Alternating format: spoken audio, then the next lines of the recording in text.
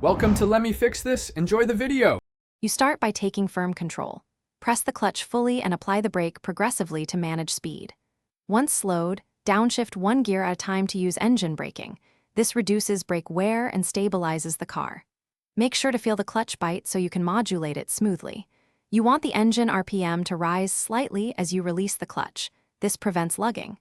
Keep your eyes ahead to plan the next downshift and maintain steady, predictable inputs. Once engaged in the sequence, focus on timing. Match engine revs to the lower gear by brief throttle blips as you depress the clutch, and then release smoothly. You do this because matched revs keep transitions seamless and protect the transmission. Make sure to modulate the clutch, slow, deliberate releases, so you avoid abrupt jerks or stalls. In sport or emergency situations, use heel-toe technique to brake and blip simultaneously. Otherwise, as you reach the final stop, fully depress the clutch at idle so the engine won't stall, then settle the car with the brakes.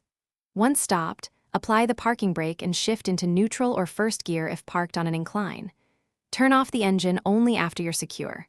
If you do stall, don't panic.